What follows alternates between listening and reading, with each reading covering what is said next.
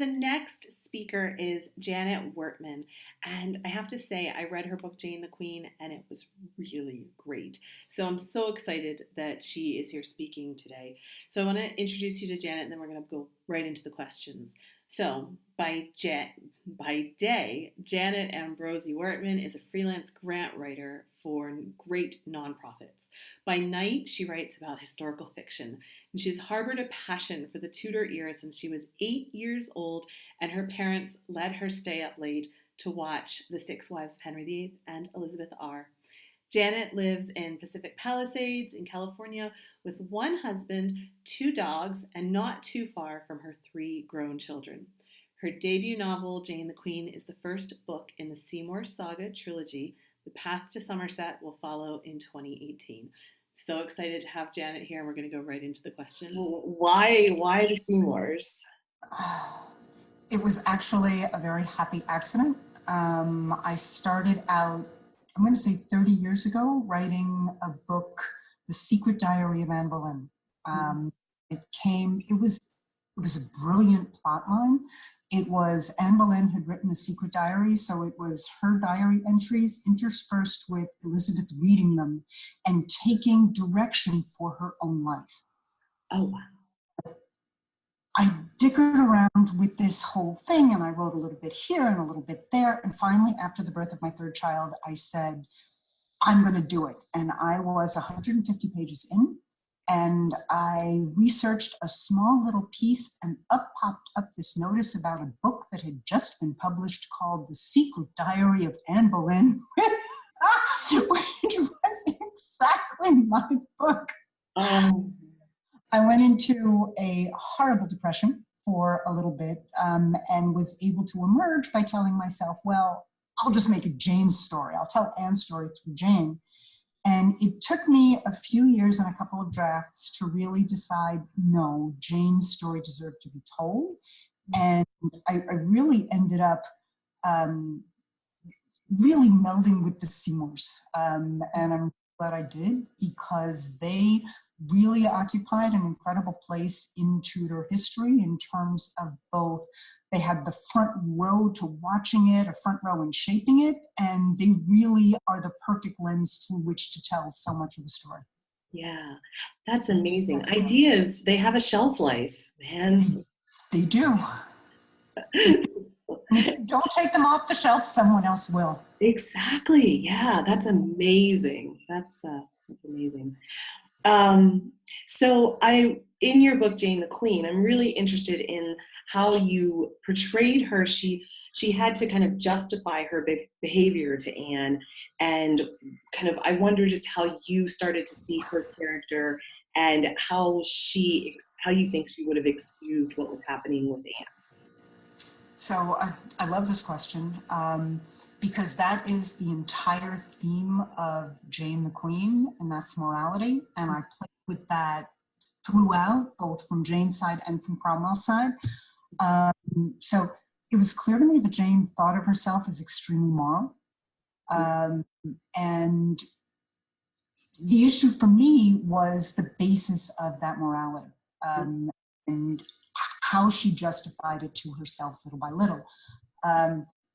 It was actually lucky that I was coming to it from the vantage point of having written about Anne Boleyn, because I came to it with the framework of Anne's death being a complete and utter shock. And that was really forefront in my mind. What was supposed to happen was kind of like a natural divine retribution thing where people really resented that Anne had taken Henry away from Catherine, and now Jane was going to take her away in exactly the same manner, and perfect symmetry all along. And then, boom, she finds out that it's going further than that. And that was the point at which they always tell authors that you're supposed to torture your characters. And that was pretty much what I got to do to Jane, which was put her through all of the different moments where she found out a little bit at a time that, no, this was really something much more sinister than that. So I have like the first moment when she finds out and it's just upsetting. And then when Edward comes and tells her about he comes and tells her that the charges have been, and he describes the charges, and she says, wait a minute, those dates are wrong. This didn't happen.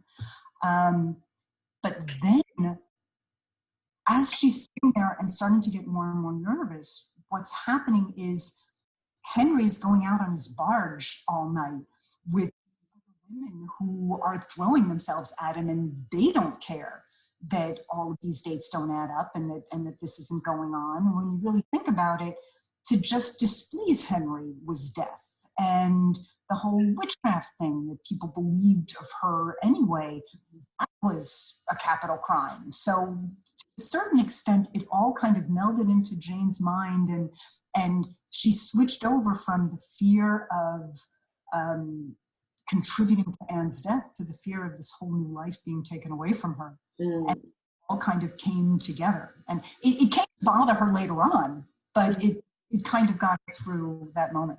Yeah. Well, it's interesting because she almost got swept up. I often see Anne Boleyn as getting swept up with events. Like she was in control, and then it all just went totally out of control for her. And it's kind of like that with Jane, where she was kind of thought she understood what was happening, and then it started getting to be a much bigger and more deadly kind of game than she ever could have imagined. And there was nothing that she could do really to influence it. So, yeah. I mean, other than walking away, but somebody else just would have walked right. She could not have stopped what was happening once it's so. Yeah, for sure.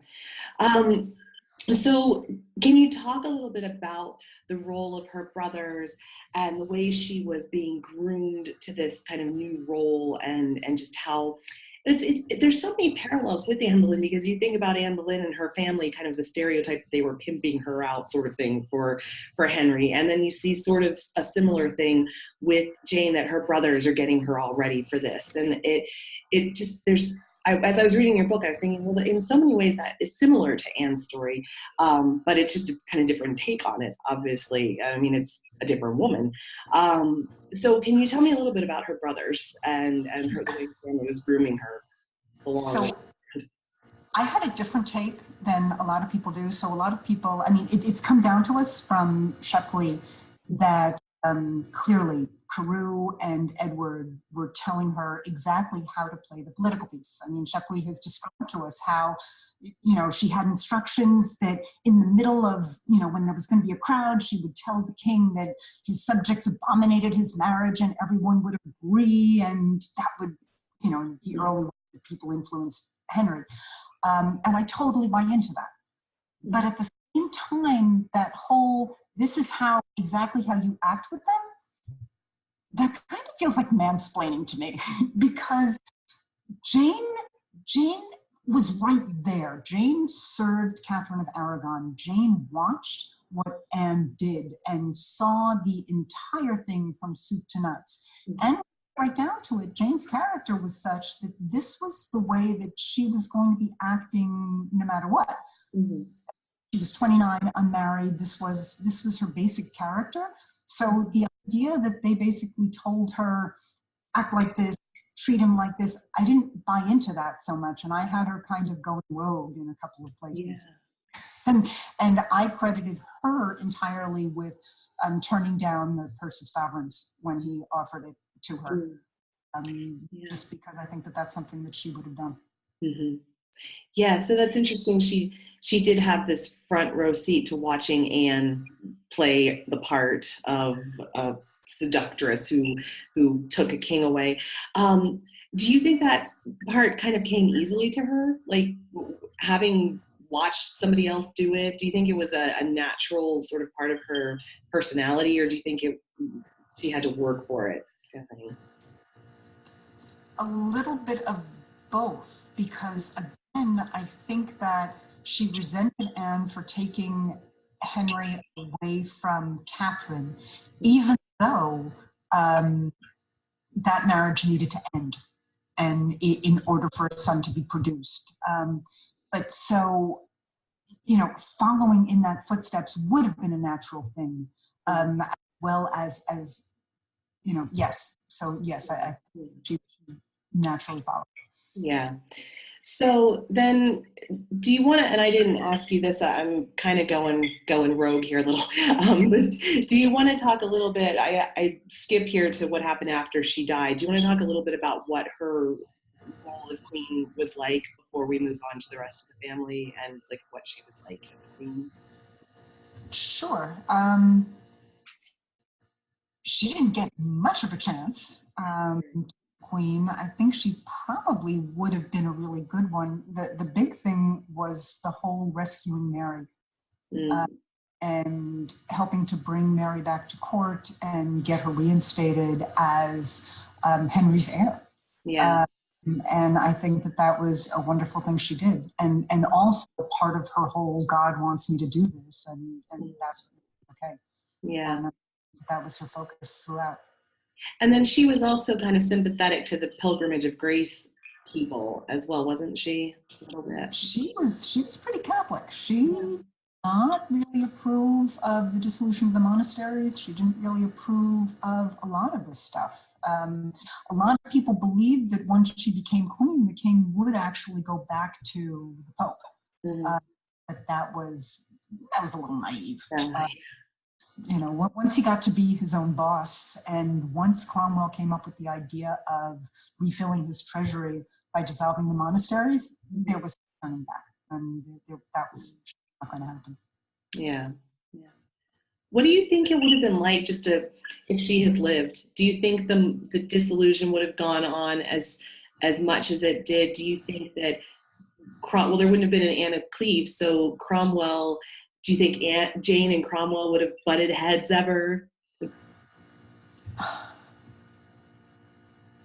That's a fascinating question. I think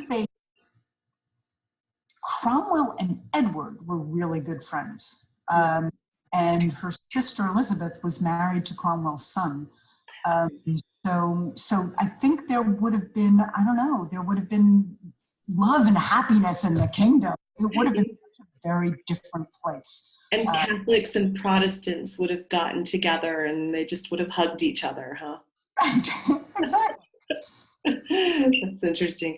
So then after she died, quite sadly, just after her son was born, can you talk to me about the role of her family while Henry was still alive during that kind of 10-year period when Henry was still alive, and what role did her brothers play and her father and any family members there? That's book 2.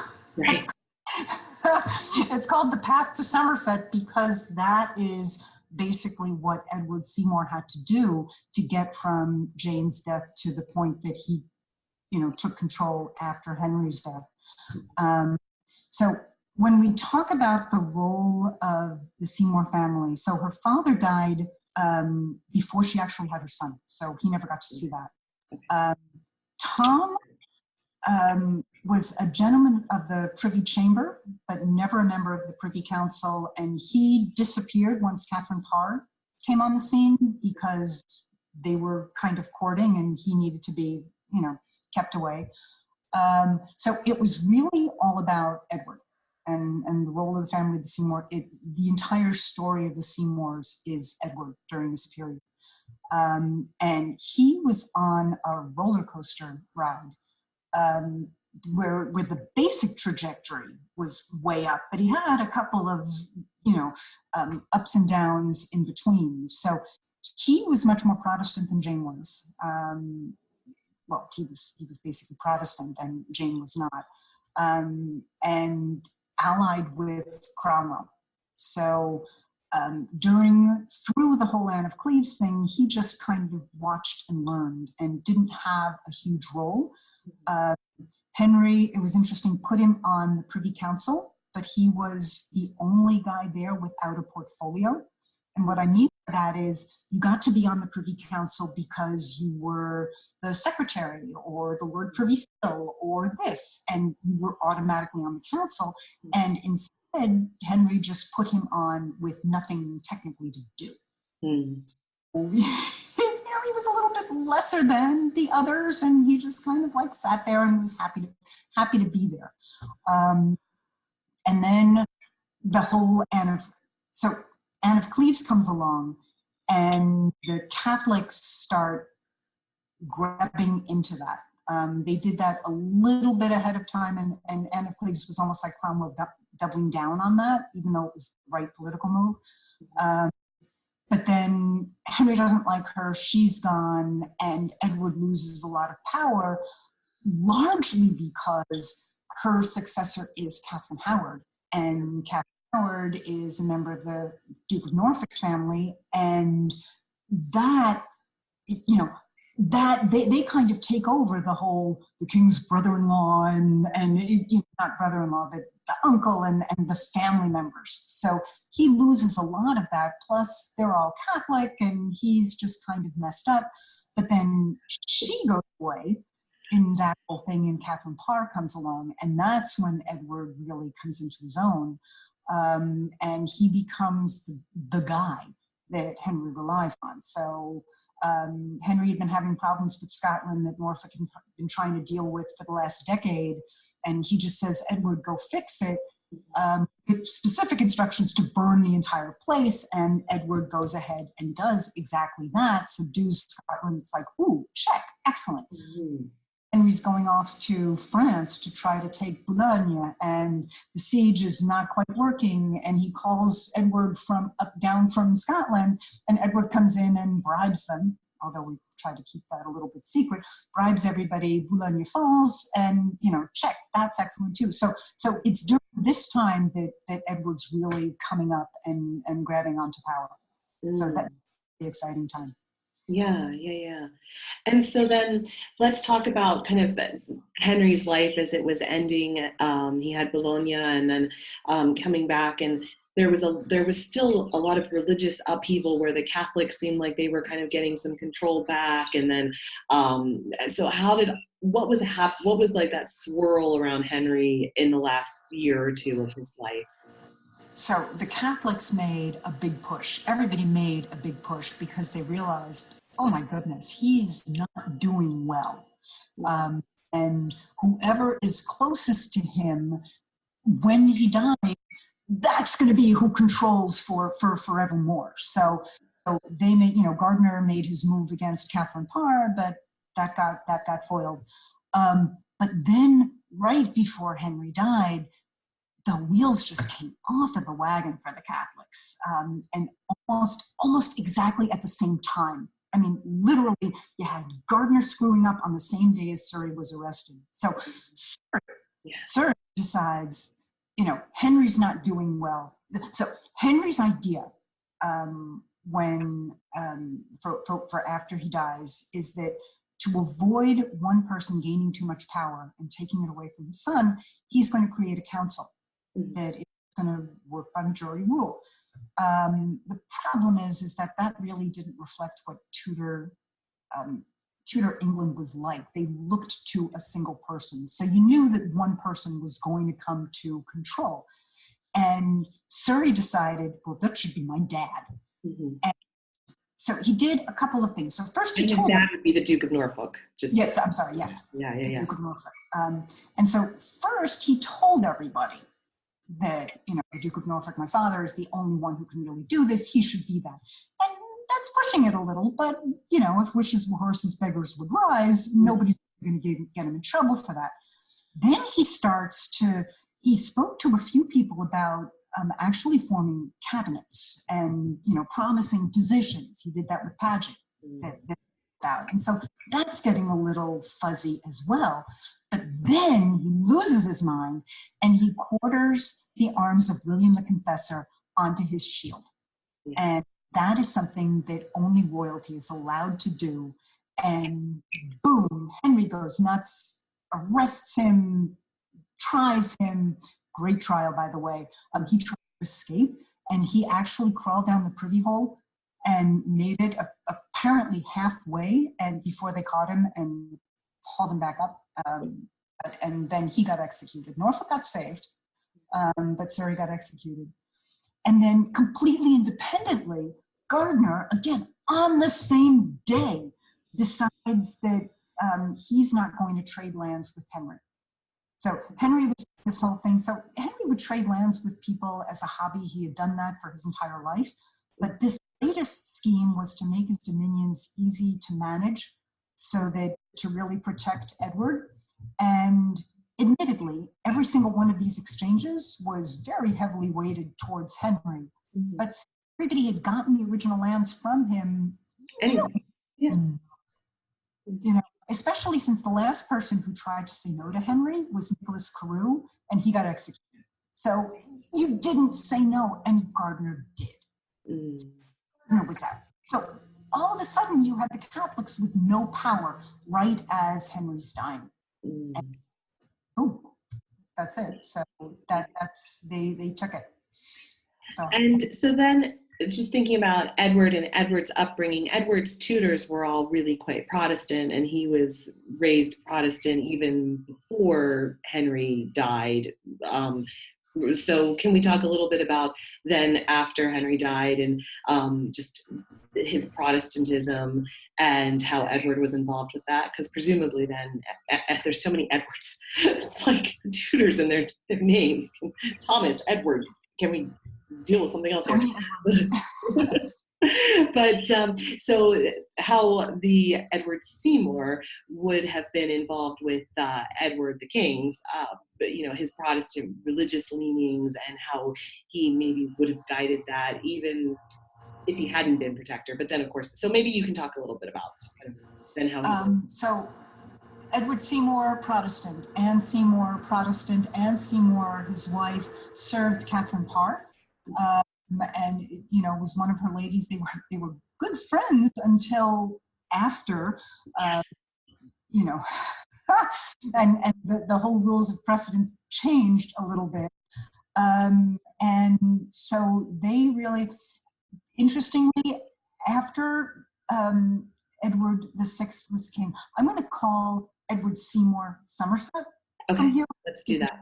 Talking about after Henry's dead, we'll call him Somerset, so I don't have to deal with the whole Edward thing. So, but Edward the King translated something. He did like this huge treatise on the evils of the Pope, and he dedicated it to his uncle. So clearly, Somerset continued to have real influence over the whole Protestantism and pushed for Protestantism through the country. But he also did not push Mary as hard as King Edward would have liked. Yeah. Edward did not really understand the political need to make exceptions for things like that, and wanted his sister to be treated as any other subject. And Edward had a long history with Mary and defended her. And that kind of got him into trouble with his just a little bit. Yeah. So then let's talk about Edward's relationship with his Seymour relatives during this period and, you know, kind of what the picture of what was happening with them. So Tom. So a lot of people hate Edward Seymour for allowing his brother to die. And that's almost a nice way of putting it. What they usually say is he killed his brother because of his ambition. And I come at this completely differently. I blame Tom for absolutely everything. I think he went absolutely nuts and that there was no excuse for what he did. He tried to take power away from his brother. So first, the tactic was Somerset was both Lord Protector and Governor of the King's person, and Tom tried to get to be Governor of the King's person, and he made that push, you know, really hard when he married Catherine Parr, because, and you know, presumably the two of them would have done a really good job with that. And she died, and that whole, under the bad circumstances, that came to. Then Tom tried to take more control and started playing with things like he would allow the pirates to ply their way in the Thames, and he did stuff that he really wasn't supposed to do that was dangerous for the kingdom. But then at the end of everything, in the middle of the night, he breaks into the king's bedchamber, makes it into the bedchamber, and the spaniel dog that Edward sleeps with got out, started barking, and Tom Seymour. Now, when you read the contemporary accounts, they say he shot the dog. But I had grown up on The Six Wives of Henry VIII, so I always see him take his sword out and slash the dog away. This dog is slaughtered in the middle of the night on the king's floor with the king just 2 feet away. Yeah. And that is absolute treason. And the fact that Somerset signed his death warrant, to me, was, I think that was a protective gesture, because somebody had to sign the warrant. Mm-hmm. And choices in this matter are the Lord Protector or the king. And if Edward Seymour hadn't done it, then that 9-year-old boy, or he would have been 10 now, the 10-year-old boy would have had to do it, and he saved him from that. So I actually give him, as hard as it was, and it was clearly hard, the contemporary accounts make it clear that it was very difficult for him, he had no choice but to do it. Yeah. But that whole fighting with Tom really, it made things very difficult for him with the rest of the council and put him in a very difficult position and contributed to his own downfall. So how do you explain Tom? Let's talk about Tom for a second. how he's a character. How, if you're going to kind of pop psychologize on him or something, how do you kind of explain Tom Seymour? Narcissistic, grandiose. So he was a good-looking guy who got away with sleeping with a lot of the court women. Women kind of threw themselves at him, and he just kind of skated a lot through life. Henry didn't trust him. There's a really great story at the end when Henry was close to his deathbed and they were talking about maybe putting Tom on the council, and he could barely sit up in bed and he was weak, and all of a sudden he was like, no! And that's how strongly Henry felt, that he just didn't want Tom to be involved with making decisions and running the country, because Tom simply didn't have the personality. He was rash, impetuous, and not that bright. And after Catherine Parr died, again, lost his mind. Yeah. So you are not a Tom sympathizer then? No, I'm not. Yeah. There doesn't seem to be a whole lot to redeem him, but I know there's some people who really do their best to try. There's a big thing going on where everybody's being redeemed now, and yeah. I guess on that basis we can try. But between what he did to Edward and what he did to Elizabeth, I find it really, really hard for me. Yeah. So then, what was Edward's downfall then? And this family, the Seymours, who rose and then they lasted for 20 years or so and then fell, and what was his downfall then? John Dudley. in a word, basically, so Edward, and it was himself as well. Edward was not a people person. Tom was, and it would have been nice if Edward had been a little warmer, and that really would have helped, but he wasn't. He instituted a bunch of policies that didn't really work. One of the big ones was the way he treated Scotland. So he had seen, and this is the poor guy, he had seen such success back in Henry's day when he went and burned it to the ground. That's the policy that he continued. And that trick stopped working and started backfiring because it threw Scotland into France's arms, cost a bunch of money, and just messed up the front. Bad idea. And then the second thing he did was he cared about the people, and he tried to relieve the people's misery. he was against enclosures. Oh, So okay. the nobility was basically turning arable farmland into pastures, enclosing them. And that had the effect of it took away jobs from people and it took away food. So the entire countryside was starving and poor, and they were rising up. And Wasn't he like on supportive of the Ket's rebellion, or he wanted to like end the land enclosures after what happened with Ket's rebellion? he, that was he got in trouble because he was seen as not being as ready to put down the rebellion as he should have been. They really wanted him to be a lot more bloodthirsty, because he was the guy on the council saying, no, we shouldn't be doing this. And everybody else was looking at him, and they were the ones who were enclosing their lands. Okay. So, right there, there was that huge pull, that huge push in between them. And then Dudley was ambitious. I mean, he came back from absolutely nothing after his dad was executed when Henry first came to the throne, and he just very slowly came right on up, and we know exactly how ambitious he was by what happened later. And he just saw a way to destroy Edward, which he did. I mean, it was a coup. He essentially took